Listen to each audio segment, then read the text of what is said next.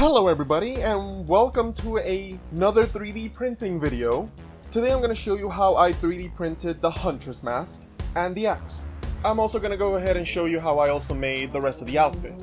And luckily, it's not going to be as complicated as the previous one, which was the Oni. You don't have to download a bunch of programs, hack the mainframe, go into Behavior Headquarters, take Matthew Cote at gunpoint and beg him for the 3D files. Nah, you don't gotta do any of that. Not that I did. You have no proof, no evidence, you can't prove anything. First, I downloaded these free files on Thingiverse. Thank you so much for the uploader and designer, very cool. I'm gonna put a link in the description below for anybody lazy enough not to type in Huntress at this website. And that's really it, now we just print.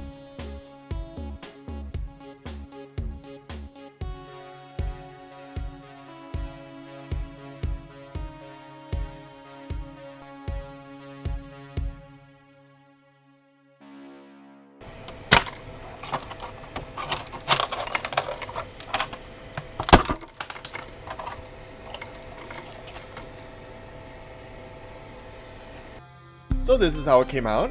I think it did pretty well. Had a little kind of hiccup over here, and we did lose power at some point. So yeah, we gotta fix a couple of things on this. You know them, you love them. It's sandpaper. We're gonna start sanding it down now.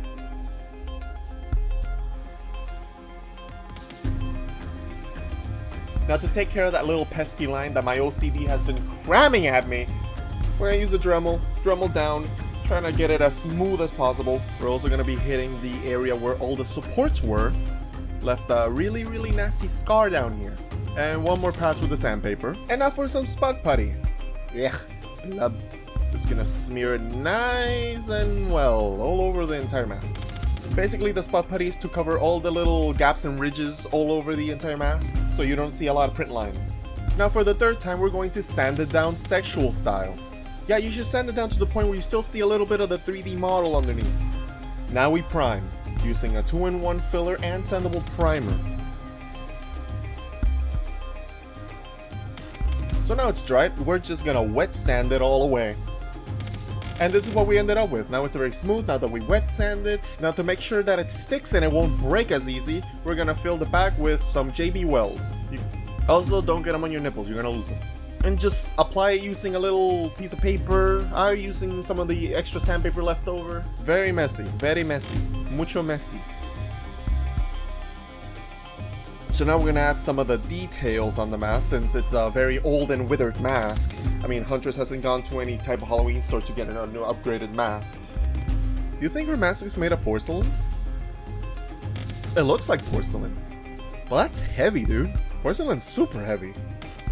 Like, I actually own one of the Bioshock Collector's Editions, and they brought a actual porcelain mask from one of the splicers, and that thing's heavy, dude! Alright, once we added all the cracks and details, we're gonna start with the painting process. A nice base layer of a 2-in-1 white. Very nice, but it's not too reflective because her mask is very dirty. There's no reflection on it.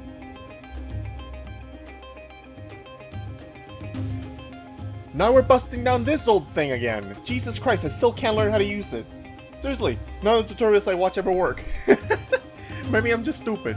Alright, first we're gonna start by clapping her cheeks red. So I put the paint in the machine and then I press a button and it just does this. It does this sometimes, not all the time. This morning I was crying my ass off because the thing couldn't work. But now it does. And I got it on camera. Alright, now that we're done painting her cheeks red, we're gonna start with the eyes. She has very darkened eyes. What I plan to do is start off very strong in the center and then start fading out around the edges. So it looks like it goes from white to black. Also, I'm just taking a brush to the inside of the eyelids. So get that in without risking painting the rest of it with the airbrush. And voila, she looks like she fucked up her contouring, which is what we were going for. Yay! So now I'm gonna draw in her nose using this pen so she can, sniff out the survivors when they're hiding in lockers. And voila, looks like a 3rd grader could have done it better than me. Whee! Now using another mix of reds, pinks, and whites, we're going to draw in her eyebrows and her ears. And now this is the part that I hate the most because sometimes I feel like I messed it up and then I gotta freak out until I gotta trust the process and then it all turns out well. The weathering, that's the part we're doing, the weathering.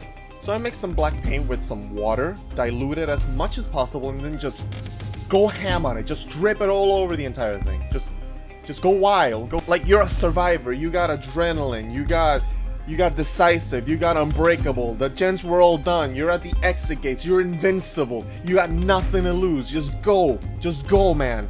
Go get it. Get that bread. You win. You got out. And then you found out the killer has no it and you fucked it up.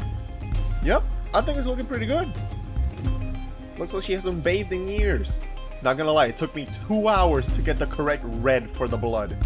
So I'm just gonna flick my brush on it, try to get those actual blood strokes, blood splashes. If you want a good reference, you can, chop up some of your enemies or your friends so you can get some good references.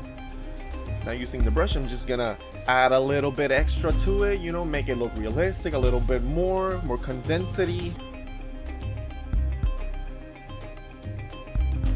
And now once it's done, I'm just gonna seal it all together. Voila! Eureka! Now the question that keeps me up at night, how is this gonna stick to my head? Well, I found this really neat thing called elastics. Yeah, I know. I didn't know they were real either. I thought it was just a myth. So now I'm just gonna glue some to the back of the mask. I drew some X's on it so I can actually measure where it's gonna land. And now for the finishing touch, the lace that goes on her back. Did anybody else think that it was actually just her hair when they started out playing? Yeah, once I saw Huntress, I actually could have sworn it was her hair. No, if you look close, it's just lace. It's just fabric. It's weird.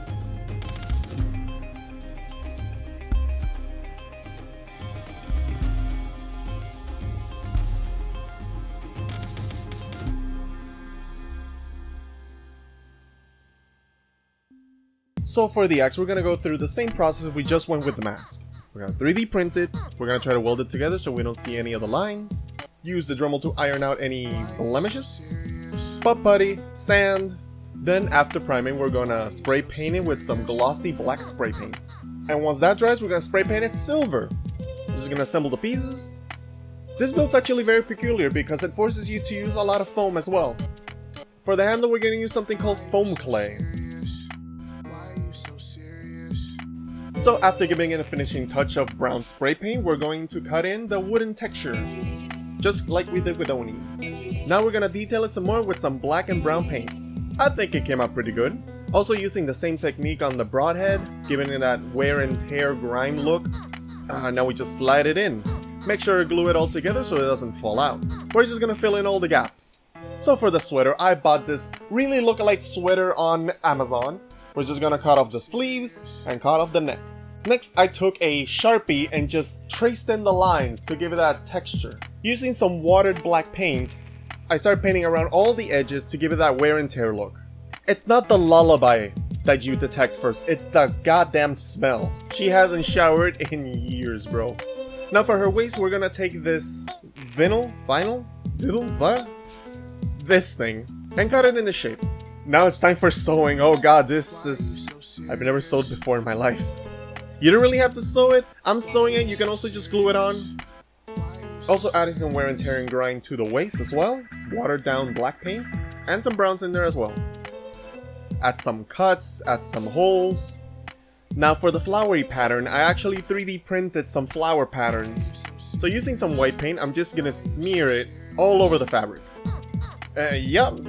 Más o menos. Just get a bunch of them in there. Also adding some wear and tear to the skirt, and now let's see the results.